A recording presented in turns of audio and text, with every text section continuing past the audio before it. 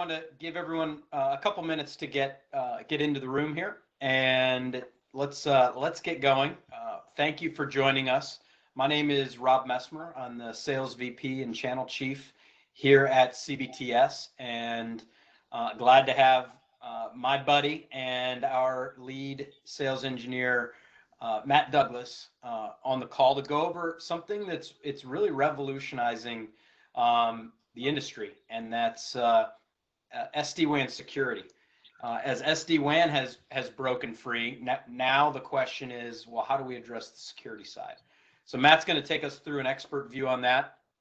We're going to make, this is the first of 3 webinars or webcasts that we're going to do every week that that build on themselves, and so this is 1.1 in the series. We're going to keep them short, to the point. We're going to start by getting right into the content, and then at the end give you a little bit of a background of CBTS. I know many of you sell us today and have some comfort in who we are and know who we are. We'll cover that at the end. We will be recording these, so we'll send those out at this presentation out at the end. You can also get this presentation on our portal, and so you can get it there as well. Time for questions. Feel free to throw those up in the chat room by clicking this icon that you see on your screen below. And then if there's any opportunities, or you want to discuss this further, or you want to get Matt or someone on his team to talk through an opportunity or a potential use case for one of your customers, as you know, we're happy to do that with our deep bench of engineers, and just reach out to your channel manager for that. So with no other things, I think that's it. Gabby, did I miss anything?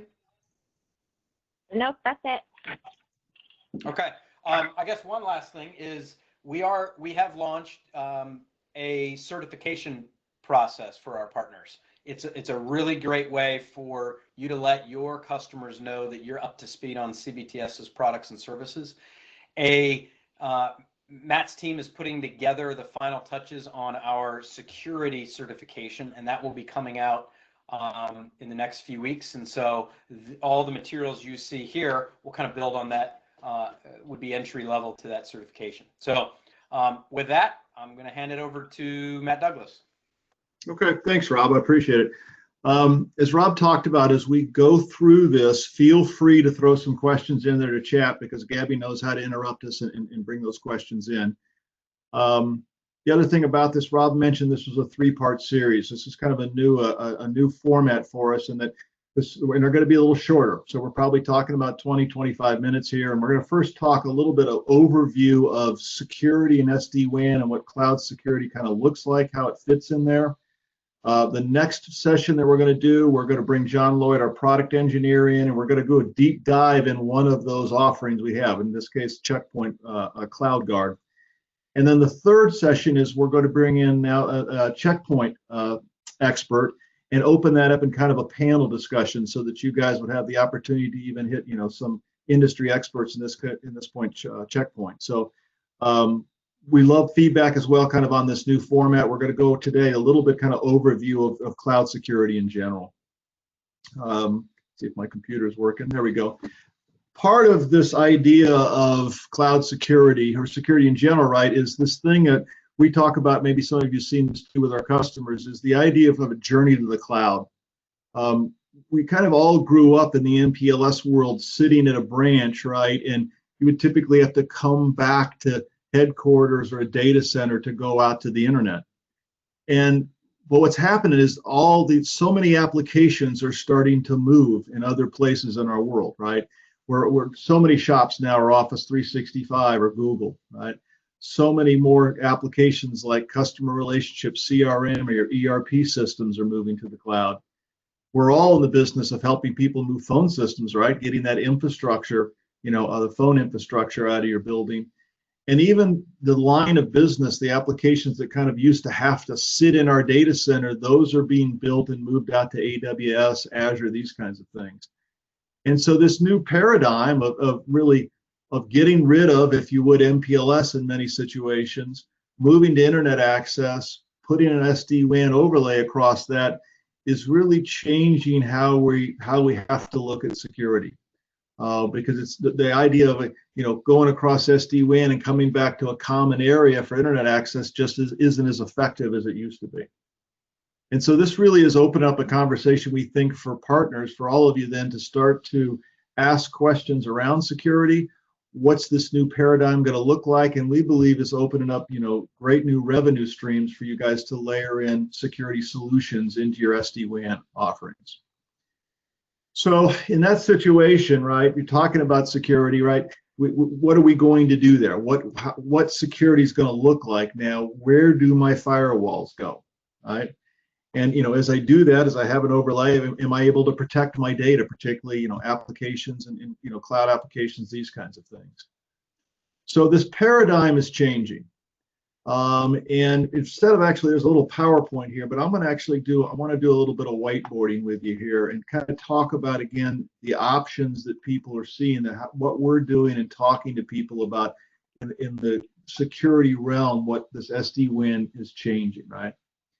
And, typically, right, a customer has got a data center or a headquarters, right? And we've got an SD-WAN, we've got a location, we've got a branch out here. And there's really, even today, there's really kind of three options for them about what to do with security. You imagine that we've got an SD-WAN appliance sitting at the edge here, right? And we're connected to the internet. I'll draw two internet connections. We still see a good 10–15% of our customers who still want to stay in a centralized security model, meaning that they want a firewall back at headquarters, back at their data center, so that when I'm sitting at a PC and I'm going to, we're still, even though we've built this auto VPN for SD-WAN, we've built this new cloud for them, they still want to be able to take and sit at a PC and come back to a common firewall. And we still see this a lot of times in the financial industry or healthcare industries. They can't get past the idea of centralized control coming back to one or multiple data centers. And so it's still a viable solution. Probably 10% of our customers are doing that. But then, of course, most customers are moving into a decentralized situation where they're moving away from MPLS, that firewall back at headquarters isn't as applicable anymore, and they're dropping a firewall UTM stack in each branch, right? Decentralized. And for us, this could be a customer brings their own firewall. We use, actually, oftentimes, like, we're a big VeloCloud shop, right? And so many installations, we've got VeloCloud at the edge and a Meraki behind it. We've used VeloCloud for all the reasons of its enhanced SD-WAN, but the Meraki sits behind it as a separate firewall, but that could be a customer premise firewall as well. So the idea of a decentralized is certainly has been, a common practice, right? But what we're seeing a lot more of, and customers, started asking us about this, is cloud security. So customers started asking us going back, 18 months ago.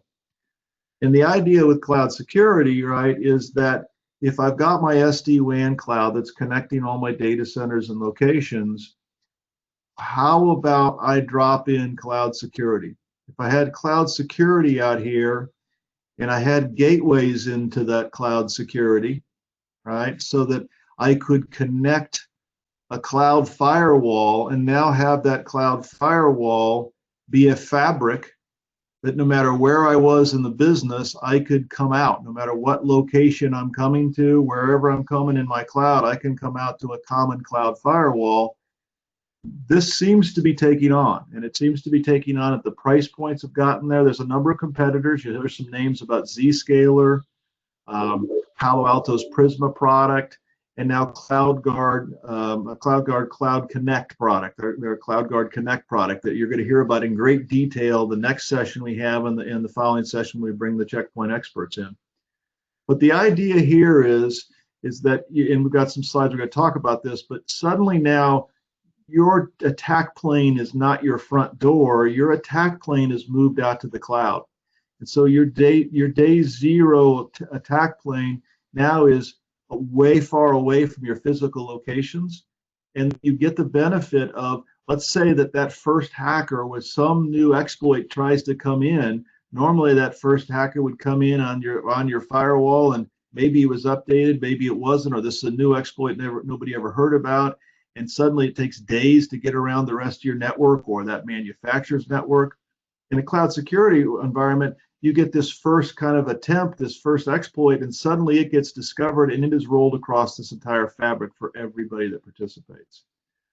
So this paradigm shift that we're going to talk about of security is, the first part of it is that SD-WAN really is opening up that conversation for you, because the idea typically in MPLS was a centralized firewall, and that's really just not applicable anymore. A customer's going to have to decide, am I going to have decentralized security services at each branch, or am I going to take a look at cloud security? And this is where we've seen a lot of growth in this area. Let me go back to the PowerPoint here. So this again is kind of this visual representation of, in the past, we typically go back to our MPLS or our headquarters. SD-WAN comes in, and we're still either having to come back to headquarters or having to put in individual firewalls. And the idea now is to overlay what is a next generation full UTM stack with all the features available globally, but now you've again protected your entire organization, and anybody can get to that access. And so this is really the paradigm shift of, just like we're all working with customers to get rid of their PBX, right, and move that PBX to the cloud, get rid of the infrastructure, move that to the cloud, have a common web interface, all the features you expect, a single pane of glass. We do that even on the Meraki stack. We've been very successful as a company where down here that we're installing access points and PoE switches and firewalls, that stack, particularly in the retail world, but yet it's all cloud orchestrated. So the idea that even, no matter what equipment you've got, you like to have cloud orchestration. Well, this next generation is, there's no reason now to have a firewall at every location. Let's take and move that again, that attack plane up into the cloud, away from it, yet still give those customers the kinds of full security stack services they're expecting. And again, right, what's the challenge that customers have? That's the same reason, in a lot of ways, why people are moving to UCaaS, is that I have so many things in my infrastructure I've got to keep care of, and security is even worse, right? I've got to worry about regulatory compliance. Every device has got to be up to speed. It's got to be PCI compliant, et cetera, right? I've got to make sure that all my devices have been upgraded properly for all the new threats, right? I've got to have the skills internally in my IT staff to be able to run those devices and be able to do those services. And it's a confusing environment. Even if I want to run my own particular equipment, it's a confusing environment trying to understand what's the best in breed out there. And so moving all that to the cloud, moving that to a managed service with the right kind of technology, the right kind of security partner, this is it's freeing up skill sets inside a business. It's freeing up their time to worry about other more strategic revenue generating, and moving that responsibility to a third party to be continually upgraded, to be compliant, et cetera. Now, this again is kind of talks about some of the reasons why cloud security and SD-WAN fits together, and we've mentioned some of these, but the idea that this can't be stated enough, right? People, the idea that I'm going to move to the internet with all of my locations, even if I have the right firewall or SD-WAN with a firewall at the edge, my attack plane is at my front door. When I go out and surf the internet, the bad guys see me coming from the front door of my business. Moving to cloud security obfuscates that, because now it looks as though I'm coming from the cloud. I'm coming from an IP that's not in my front door. And so the idea that this attack plane has been moved away and is responsive, now that when the first day zero exploit, the first exploit that comes in and gets caught by, in this case, checkpoints, what we're going to talk about during this series, now it gets laid for all your locations at once, and when it gets fixed for everybody at the same time, as opposed to trying to update hundreds or tens of thousands of boxes for a deployer, a particular technology, a type of box. The idea of a single pane of glass. This is the same thing in the UCaaS world, right? It's the same thing when we talk about delivering the Meraki stack to a customer. Usually in the past, people had to log into every router, log into every firewall, log into every phone system when they wanted to make changes. Now we're taking the same concept with UCaaS, a single pane of glass to manage all my users, the same thing in the security side. Now I've got reporting, I've got a single place to manage all my policies, to look at everything enterprise-wide. We certainly all are moving to trying to figure out how do we get rid of equipment out of our network, right? IT staffs today are moving more and more into data analytics and enabling the business processes of the world, not keeping the lights on, not keeping equipment on. We used to hire IT people just to keep the server running.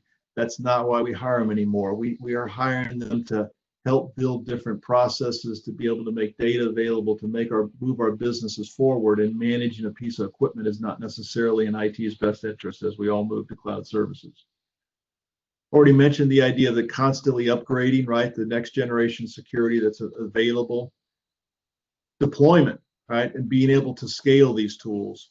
Same business concept on UCaaS, right? When we go out and talk to a customer on UCaaS, what's so beautiful about moving to unified communications or hosted voice is that when you want to put a new location on, you just bring in internet access, drop some phones, and they have all the same features. They're part of hunt groups, they're part of call centers, etc. Now security becomes that same model. I want to deploy a new location. I can talk about a cookie cutter branch or a cookie cutter manufacturing facility. I bring in internet, I drop an SD-WAN box in, I put my Ethernet switches and access points, and now everybody in that business has this template for moving to cloud security. So it becomes so much easier to deploy, maintain, scale, move locations, to acquire businesses. So many companies that we're talking to today, that you guys are talking to today, are in acquisition mode, right? And that's kind of the world of business today. So this also enables the idea of UCaaS along with SD-WAN, along with cloud security, makes it so much easier to acquire new organizations because they come into a cookie cutter kind of setup.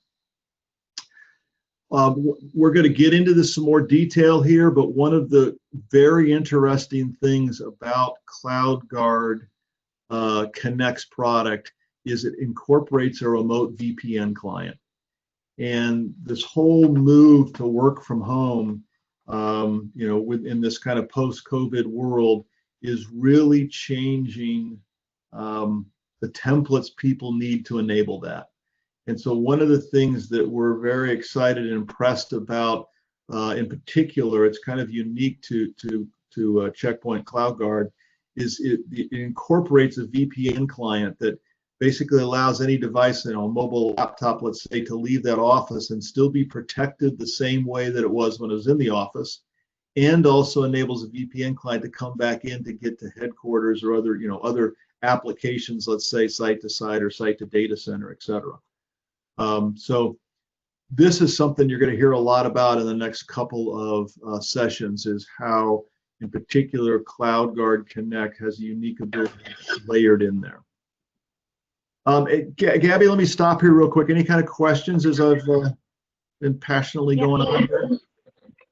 Yes, so we have a couple of questions.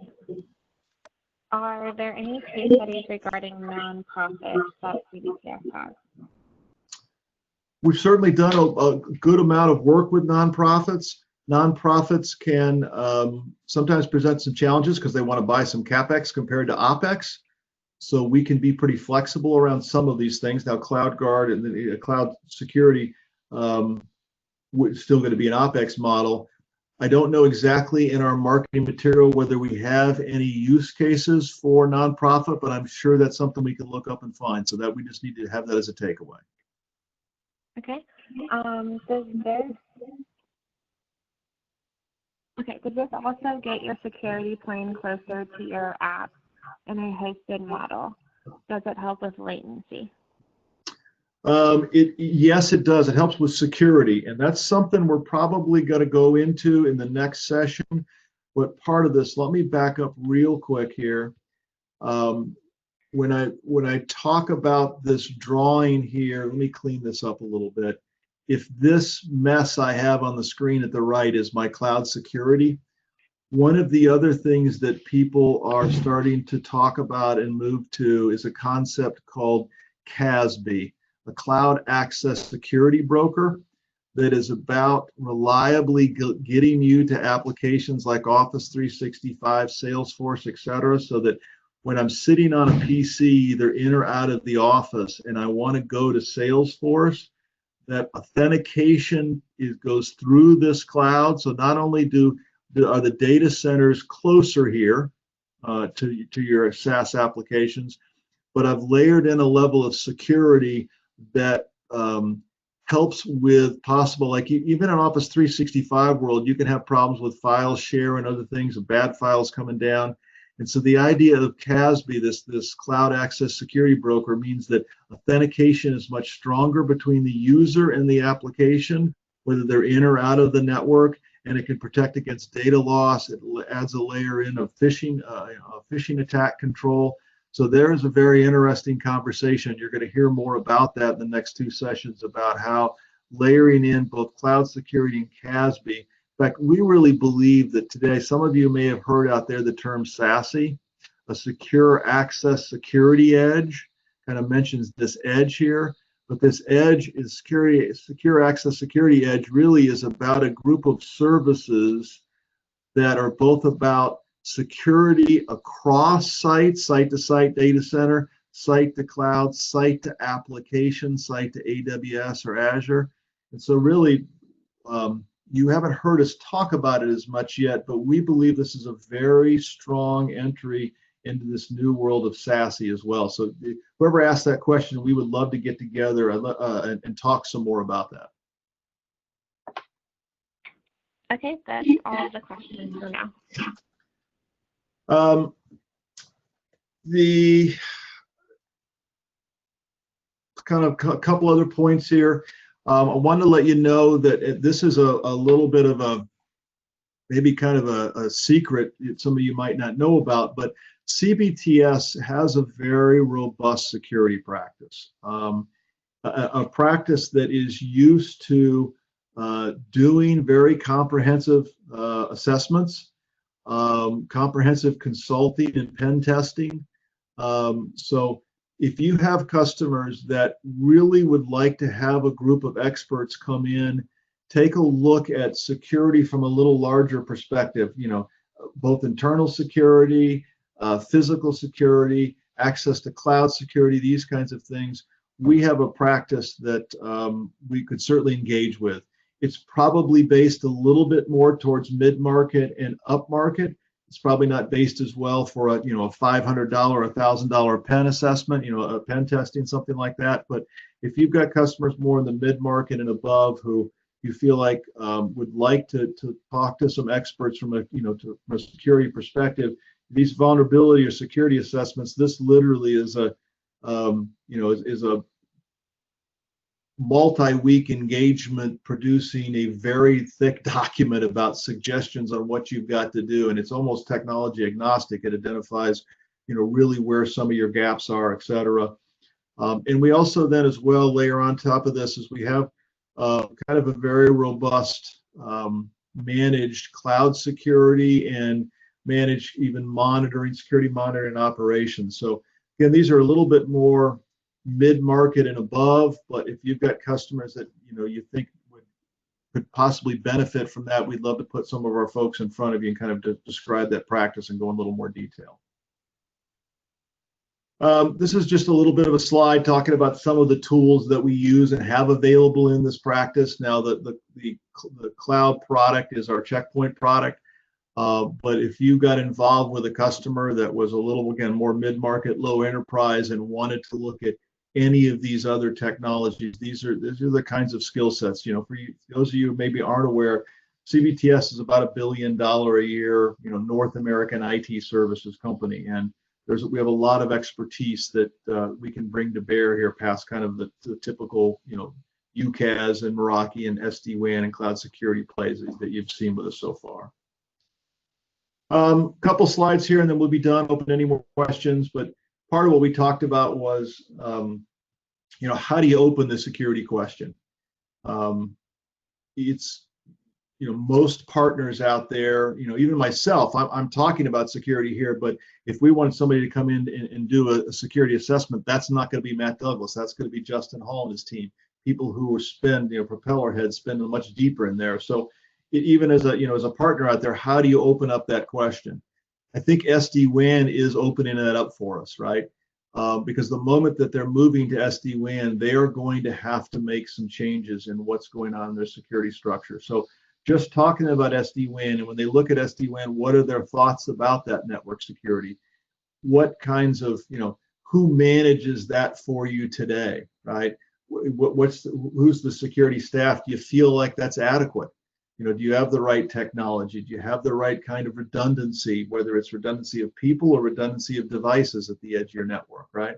You go back to this cloud security model, typically it's going to be 2 internet accesses and an SD-WAN. Now suddenly I've got internet, or I've got, internet cloud security. I've got firewall services no matter what connection I'm going off of. So there's redundancy there. I don't even have a single point of failure if I remove a piece of equipment. So asking them about what they're thinking about doing on the security side with SD-WAN, who's in charge of their company, have they had any breaches, recently, or heard or had any, associates or companies that are kind of in their industry.